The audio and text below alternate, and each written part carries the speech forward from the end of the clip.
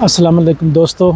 आज मैंने सोचा कि आप बात करें कि जो इटालियन नेशनलिटी का जो अभी आजकल बहुत चर्चे हैं और बहुत सी वीडियो सोशल मीडिया पे आप भी देख रहे हैं कि इसका जो नॉर्मल टाइम है इटली में आपका लीगल जो रेजिडेंसा है और आपका लीगल स्टेटस जब दोनों 10 साल के हो जाते हैं तो उस पर आप नेशनलिटी अप्लाई कर सकते हैं। फिर उसके आगे 2 से 3 साल का जो टाइम वेटिंग टाइम है, प्रोसेस टाइम है, वो भी लगता है। तो इस बारे में काफ़ी सालों से ये एक बहस चल रही है कि ये जो इटली का कानून है नेशनलिटी का, ये बहुत लंबा है। अच्छा, सिर्फ ये 10 साल का नहीं है, शादी के बेस पे अजीलो पॉलिटिको वालों का 5 साल के बाद है, तो दूसरी सूरतों में कुछ इसके और भी हैं। लेकिन जो नॉर्मल आम इंसान है, आम जो इसका टाइम फ्रेम है वो 10 साल का, ज़्यादा मेजॉरिटी जो है। तो इस बारे में बहुत सी जो हिज़्ब इख्तिलाफ़ की मौजूदा हुकूमत तो इसके मुखालिफ है। तो हिज़्ब इख्तिलाफ़ की काफ़ी पार्टियाँ, इंसानी हक़ूक़ की तंजीमें और जो दूसरी लेबर की तंजीमें हैं, वो इस बारे में काफ़ी सालों से कोशिश कर रही थी। अच्छा, आपको बताता चलूँ कि 1992 से पहले इटली में इसका जो टाइम था 5 साल के बाद आप नेशनलिटी अप्लाई कर सकते थे। लेकिन ये है कि ये 1992 में इसको तब्दील कर दिया गया और मौजूदा 2024 तक अब ये तकरीबन 10 साल का इसका टाइम फ्रेम है। और सिर्फ ये मसला नहीं है, मेरे ख़्याल में तो इसका जो प्रोसेस टाइम है वो भी बहुत ज़्यादा है। यानी कि पहले जब ये सल्वीनी की हुकूमत आई थी तो उसने इसको नॉर्मल को 2 साल से 4 साल कर दिया। फिर हुकूमत ने 2020 में इसको तब्दील किया और अब ये इसका वेटिंग टाइम 2 साल और फिर 1 साल एक्स्ट्रा भी हो सकता है, यानी कि 3 साल तक आपकी फ़ाइल प्रोसेस होगी। अच्छा दोस्तों, तो इसमें मैंने बहुत सी वीडियो देखी कि लोगों ने मुबारकबादें दी कि वाह जी वाह, ये रेजिडेंट साहब ये। अच्छा, अब थोड़ा सा इस पर चले। इटली की एक पार्टी है, पीयू अरोपा उसका नाम है। ये 4 सितंबर को ये पिटीशन सुप्रीम कोर्ट में, इटली की सुप्रीम कोर्ट में लेके गई कि इसको देखा जाए। और उसके लिए उसने एक ऑनलाइन प्लेटफार्म पे साइन, जो इटालियन नेशनलिटी होल्डर हैं उनके 5 लाख साइन रिक्वायर्ड हैं इसको आगे प्रोसेस करने के लिए कि सुप्रीम कोर्ट कोई भी जो मफाद आमा में कोई भी मसला हो उस पर अगर हुकूमत ना कर रही हो और कोई आम तंजीम या पार्टी या कोई फरीक एक अच्छे खासी पब्लिक को ओपिनियन लेके जाए सुप्रीम कोर्ट में, तो सुप्रीम कोर्ट को आगे उसको प्रोसेस करना पड़ता है। तो इस पिटीशन के लिए 5 लाख साइन चाहिए थे, जो अभी 5 लाख से भी ज़्यादा तकरीबन 6 लाख के करीब हैं और एक दिन अभी बाकी भी है। 30 सितंबर तक इसका टाइम फ्रेम है। अच्छा, अगर ये चले, जब ये साइन मुकम्मल हुए तो मैंने बहुत ज़्यादा सोशल मीडिया पर शोर सुना, भाई ये तो वो कहते हैं ना, एक मुहावरा है कि ऊँट के मुंह में ज़ीरा। ये पिटीशन या 5 लाख साइन वो वाली बात है। अभी ये खुश होने वाली बात नहीं है, ये अभी थोड़ी सी बेसिक चीज़ हुई है। सुप्रीम कोर्ट आगे जो इनकी कानून साज अदालत है उसको रेफ़र करेगी। पहले तो ये साइन वगैरह चेक करेंगे सारे जेन्युइन हैं, क्योंकि ये इटालियन नेशनलिटी होल्डर जो है ना वो इसमें वोटिंग कर सकते थे कि वो चाहते हैं कि रेफरेंडम हो।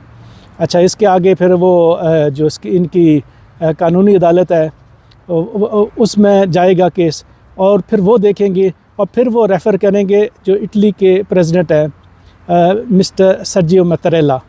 अच्छा, जब ये सदर के पास जब ये पिटीशन जाएगी या रिकमेंडेशन जाएंगी कि ये पब्लिक जो है वो ये चाहती है कि इस बारे में एक रेफरेंडम किया जाए, तो फिर जो इटली के सदर ममलकत हैं वो आगे रेफरेंडम का कह सकते हैं। अच्छा, रेफरेंडम में भी 50% जो है ना इसके हक़ में वोट होने चाहिए, तो तब जाके ये कानून बन सकता। अच्छा, उसमें 2 सूरतें हो सकती हैं कानून की। एक तो ये प्रोसेस है जो आपने अभी सुना, और दूसरा प्रोसेस ये है कि मकामी जो अभी सिटिंग गवर्नमेंट है, मौजूदा गवर्नमेंट जो कि हिज़्ब इख्तिलाफ़ की है और दाएं बाजू की जमातों की है, और वो कभी नहीं चाहेंगे कि इसमें नरमी हो। पहले ही आपने जनाब सल्वीनी साहब का बयान सुन लिया कि वो तो नहीं चाहते बिल्कुल, और दूसरी पार्टी भी जी वज़ीर-ए-आज़म भी वो भी नहीं चाहते, और तीसरी पार्टी जो इनका इत्तेहादी है वो भी। तकरीबन ये तीनों पार्टियों का जो इत्तेहाद है मौजूदा हुकूमत, ये हरगिज़ इसमें इस्लाहत नहीं चाहती, इसमें नरमी नहीं चाहती, बल्कि और सख्ती करना चाहते हैं। अच्छा, अब अगर रेफरेंडम हो गया तो अब देखने के मौजूदा जो पब्लिक ओपिनियन क्या है।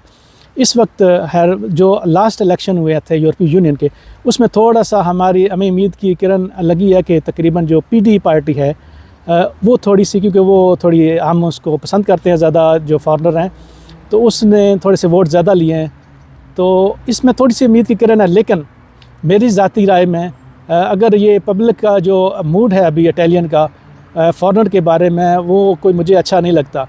अगर रेफरेंडम हो तो मुझे डर है कि ये इसके हक़ में नहीं होगा। तो क्या हमें उम्मीद, यानी कि इस सारे प्रोसेस को तकरीबन 1.5 से 2 साल तक लग सकते हैं अगर सारा कुछ सही हो तो मेरे जो दोस्तों ने, जो हमारे यूट्यूबर हैं, टिकटॉकर हैं, उन्होंने बहुत मुबारकें दी, मिठाइयाँ तक बात चल गई कि बहुत खुशखबरी सुना दे। कोई फ़िलहाल खुशखबरी नहीं है। हाँ, ये हो सकता है कि ये मामला अब डिस्कस हो और एक पब्लिक ओपिनियन बने, क्योंकि यूरोप में आपको पता है कि ये मामला 2-3 साल तक भी एक उसके लिए जदोजहद करनी पड़ती है, पब्लिक ओपिनियन बनाना पड़ता है। वो पाकिस्तान की तरह नहीं है कि कोई भी एक ऑर्डिनेंस आ गया, यहाँ मामलात को बहुत ज़्यादा डिस्कस किया जाता है। तो अगर इसको मैं शॉर्ट कहूँ तो जो रेफरेंडम हुआ इटालियन नेशनलिटी के लिए, वो एक उम्मीद की किरण आप कह सकते हैं, लेकिन उससे बहुत ज़्यादा उम्मीदें लगानी मेरे ख़्याल में तकरीबन ये कोई अच्छी सोच नहीं है। या ठीक है, पेवस्तर शजर से उम्मीदें बाहर रख वाली बात है, लेकिन यह कि चले एक डिस्कस होगा असम्बलियों में, हो सकता है अभी नहीं हो तो 2 साल बाद, 3 साल या 5 साल के बाद तो इसमें इस्लाहत हो जाएं या कुछ, या कि अगर अगले इलेक्शन में जो लेफ़्ट पार्टी हैं, बाएं बाजू की पार्टी हैं, जो तकरीबन लेबर के या फॉरेनर के हक़ में, अगर वो इटली के अगले इलेक्शन जीत जाएं और वो कानून साजी करना चाहें, तो फिर तो सिर्फ पार्लियामेंट से उनको पास करना है, लोअर से, और जो अपर पार्लियामेंट होती है वो पास कर दे, प्रेसिडेंट साइन कर दें, तो वो रूल बन सकता है। अगर वो कोई भी कानून इसको 3 साल करना चाहें, 5 साल करना चाहें या 10 साल रहने दें, कानून साजी हुकूमत हमेशा कर सकती है। तो बात यहाँ तक ही है कि अभी कोई ख़ास इसकी चांस नहीं है। इंशाअल्लाह आगे मुस्तकबिल में देखें। जी, बहुत शुक्रिया आप।